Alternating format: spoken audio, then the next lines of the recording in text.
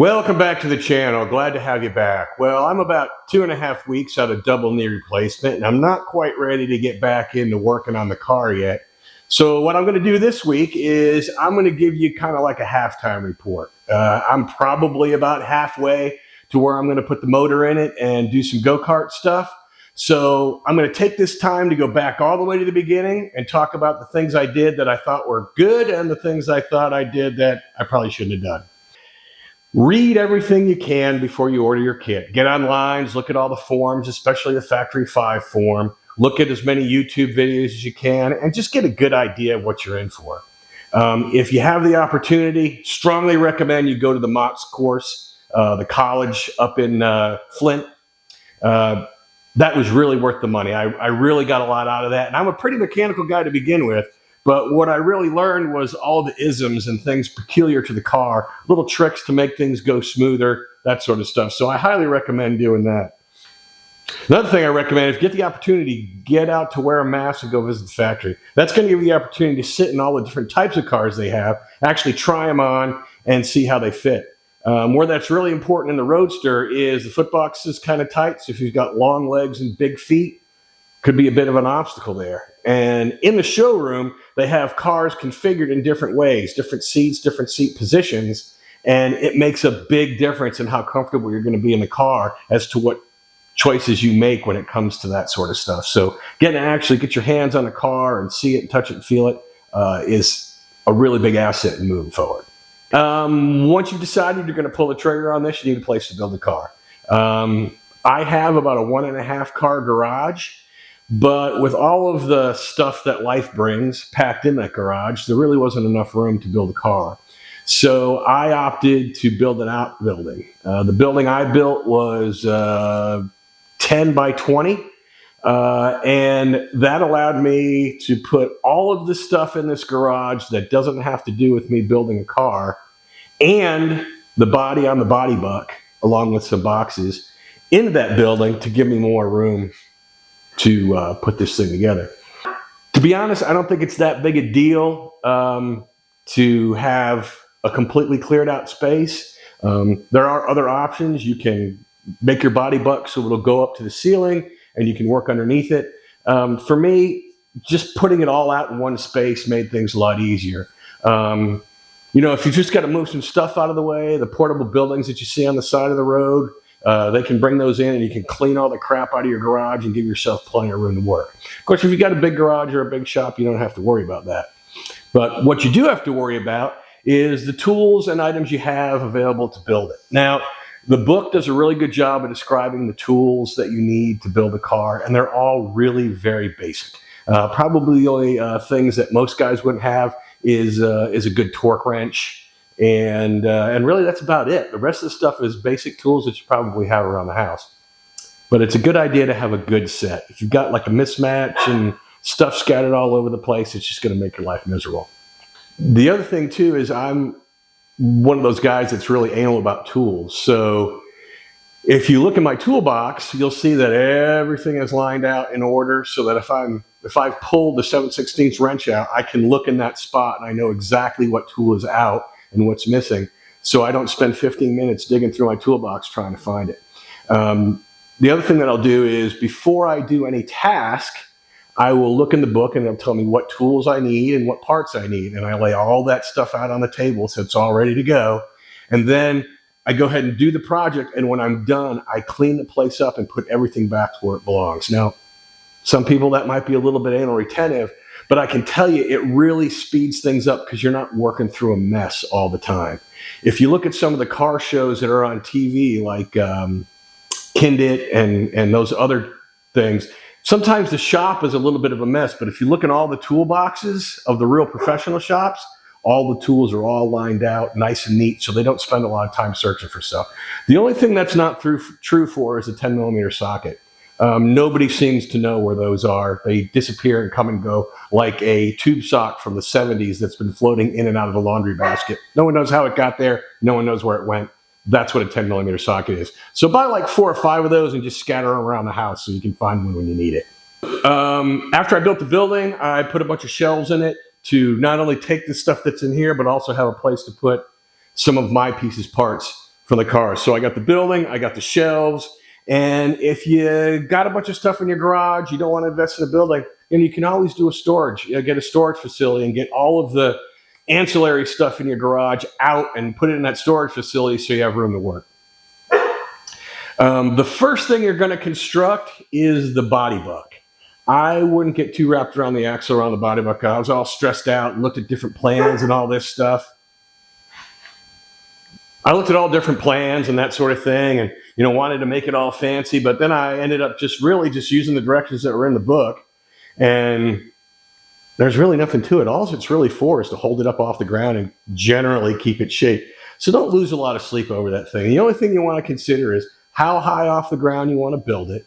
And I built mine about this high off the ground so that I could store stuff underneath it. And I put mine on wheels so I can move it around.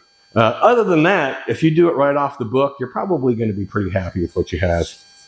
The other thing that I bought that I like, but I'm not going to say it was really worth the money, and that is this quick lift jack. I'll show you some pictures of that in a minute. There'll also be a link below. Got it at Amazon. I think it's about $1,500 or $1,800, and it allows me to lift the car up probably about 10 inches higher than jack stands would. And for my broken body, that extra half a foot or 10 inches really goes a long way in making it easy for this thing to work on. The other thing that's cool is, like, when I put the rear end in, I was able to lower the car to the rear end and do it that way. It made it kind of nice. So really nice to have. I do like it.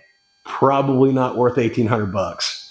One of the other things I bought was this simple box, empty box for nuts and bolts. The cool thing about this is all the little bags that come with the kit have a sticker on it, and that sticker on that plastic bag peels right off, and it's real easy to stick on these drawers. So I have a good, everything is all labeled and ready to go there. I also bought this rack here. Now, it's kind of cool. I like it. I definitely use the heck out of it, but I think the thing was like $350, and it's not worth that. It sure does come in handy, but given the choice, I probably wouldn't spend the money on it again. I'd just buy a regular shelf and put all this stuff up there, and I'd be happy. But works great, just not worth the money. You got your shop all set up. You're ready to go. You've done all your research. Now you're ready for the car to arrive. When that thing arrives, it's a really good idea to have some extra hands available. You got 40-odd boxes plus the car and the chassis. I will tell you that if you use Stuart, the truck driver, was extremely helpful in getting everything unloaded, and he was even bringing stuff up to the garage for us. So they did a great job. I strongly recommend them. The first time you pull the body off the car, it says you can do it with 2 people, and I believe that you can, but it really needs 4 to open the sides up and do it the right way without scratching everything up and just making a mess of it. So especially the first time, get at least 4 people, 2 to pull on the sides, 2 to pull up on the top. So you're bringing everything up. A good little trick when you stack the boxes allegedly are numbered in order. So you use box 1 first and you lose box 40 last. A little bit of shifting back and forth, but that's essentially how it works. So when you stack your boxes, be sure to stack them with the big numbers on the bottom and the little numbers on the top. That way you're not digging through stuff and causing a big mess. One of the things I decided to do, as you can tell because you're watching it right now, is do a YouTube channel. I would tell you that I would probably be 50% further along in this project if I didn't do the YouTube channel. Because not only do you have to set up and edit and all that stuff, I had to learn how to do all this stuff. So especially if you look at my first videos, the audio and the video is pretty crappy. So there was a pretty steep learning curve there. But overall, I'm enjoying it. I don't recommend doing that, though. You'll get a lot more done if you don't mess with all this stuff. All right, so you got everything put away. You've gone through your inventory very carefully, and you've gotten a hold of Factory 5 with anything you were missing, and they got it shipped right out to you because that's how that works. And now you're ready to head off to do your first project, okay? The first thing that you're going to do on the car. Read everything you can. Read the manual. Get on the forums. Know what you're going to do before you start turning wrenches and moving parts around. The other thing that I do is YouTube is a super helpful tool. I hope that this channel is helpful for you doing stuff, but some of the other channels I use, Factory 5 Racing has an excellent series, a building series that takes you from opening the box to sending the car off to paint. And it's probably about 9 or 10 years old, so it is a little dated, but it's super basic and really tells you how everything goes together. Great source. A couple other sources are Random Works.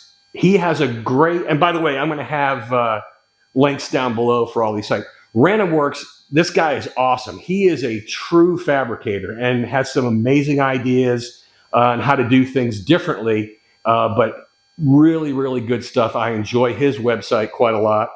520 Speedworks, they not only sell accessories like the e-stop brake that I'm going to install, he also has some how-to videos on how to get stuff done. I really like his stuff. Finally, Frank at IE427.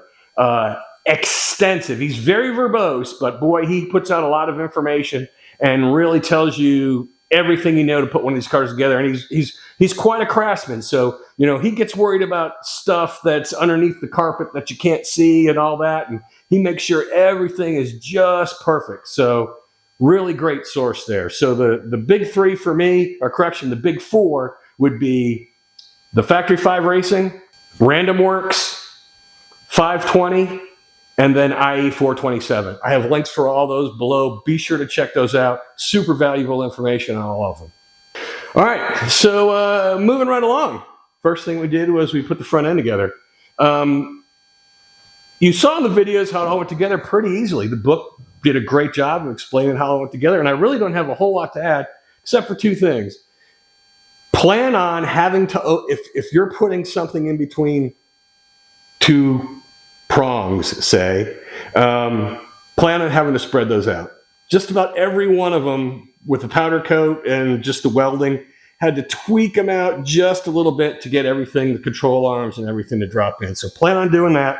The other thing you plan on doing is if you chose to have your car powder coated, a lot of the holes, before you run a bolt through, you'll have to run through a drill bit, kind of clean up the hole to get the correct size bolt to fit in it. The only problem I had on the front end of the car was, if you recall, I installed my steering arms upside down and backwards. The book wasn't real clear on how to do all that, so just pay attention. Make sure you got everything set up correctly before you move forward. Moving to the IRS, probably the hardest part of the independent rear suspension was actually drilling the holes in the pumpkin inside the rear end itself. You have to drill it out to a 5/8, and man, that was a bear. It took a long time. I had to go really slow, just a little bit at a time, in and out, to get it to go right. Could have been a function of the drill I was using or the drill bit, but it was a pain in the ass.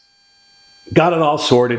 The rest of it went together, you know, just like the instructions said, pretty simple. I'd never done an independent rear suspension before, and I was a little concerned that it might be difficult to do, but the directions are really clear, and I really didn't have any problems putting it in. The one issue I ran into was the space of the rear end in the mounts. I had to put a spacer behind the back of the rear end to push it forward just a little bit to get good contact on the front mount.